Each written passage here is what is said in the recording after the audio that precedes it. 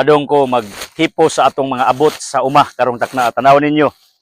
Ipamunit-punit na nato gikan sa juta. Wow, tagana.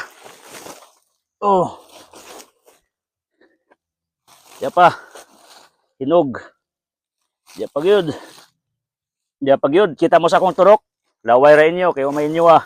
Tanong nga tanan ako asa mo magkaturok, pangutaan ninyo inyong DE or PCE sa inyong respective province or lugar kay nga atong mga followers nang abot-abot tag bisang asang probinsya.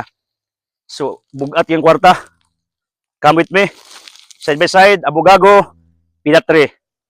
Way iliwon, diara abangers. Wa pa mamatay ni, padung na, diyan na nag-atang. Nga na ramang relasyon. Wa pa mo magbuwag na nag-atang, bantay mo. Mga tao ng abangers. Dapat unta sa inyong business, abangers ka. Opportunity, open door, privilege nga na kakabangay, abangir po kasway kwinta. Okay? Di dollar dia, itong in between. Yeah, di pa ko dollar dia. Kadaghan nagbunga, tanawa. Oh, pajom tors, makita tors. Nagbitay. Nagbitay nga grasya. Kung kada grasya magbitay, di lang ikaw. Kaya na problema ka sa gugma. Ayaw gyud bitay. Gansi ka. Ya, nga res ubos. Gikan diring atong clearing operation. Nakakaplag ko dirig. Kaya tinaghan ang kwarta dia. Nagkalat. Oh. Buongon. 50 lang. Tanawa ni. Ato ni hipuson kaya atong i-arrange for delivery. Oh, limon. Good for your health.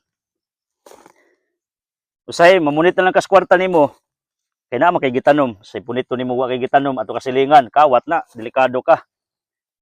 Kasuhan ka. Para lagi way buot nimo pananog imo ha. O ni pinakanindot na desisyon nimo sa imong life.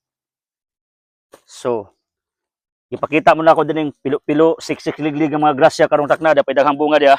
Panakuhot dag kuan ka naghuwat kung naay mo order na pati punuan diri na hagbunga sa limon. Nya ato maning banbahinon ning atong grasya. Oh. Mutana mo kasi nagtanom din ng pasyon ako. Ako, di mo to. Kung sa gibuhat nako, someone give it to me in other town. Akong gibit-bit diri gibutan ron ako sa puno as buongon. Gipakatay namunga. Kasimple. Mo lagi na akong talent tanom. Ganahan kay ko magtanom. It's my joy magtanom. Sige tors, atras.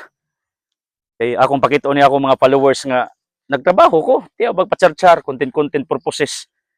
Ako mo gipakita nga mangita mo kwarta. Kaya ninyo na, kaya gali na ako. Mas dagko pa mog income kaysa ko ah. Pero di man na daugos income, daugo man na diskarte. Ang uban ninyo, gusto naman magpasayon. Kaka-videographer na to, hapit mo live. Ang uban kay gusto naman sila easy life.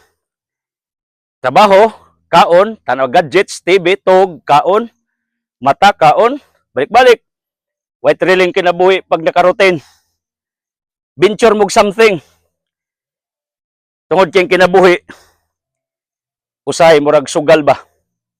Manimpad ka. Tingali di ay, palaran ka. Grasihan ka. Tingali di ay, buligan ka. So, karon akong ipakita ninyo, nag-abot ang grasya. Unsa man eh? Saging. Dapas lamisa. Dapay dako kayong kapayas. Ya, napagikanta. Yung kanta, offer my life to you, Lord. Okay. It's offer life. It's one of us, the Lord.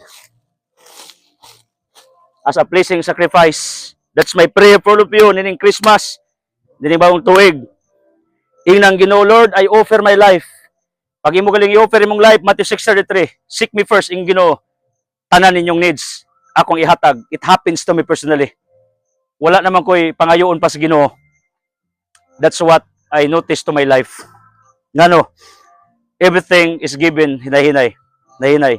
Dili magic, hinay-hinay. Until this time.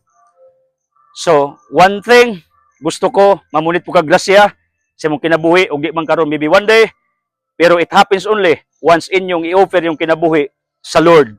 Like the song that you are now listening to me. Kay samtang diri nagtrabaho mi, namon ko diri non-stop 24 hours ug naami diri nga religious songs. Okay? God bless.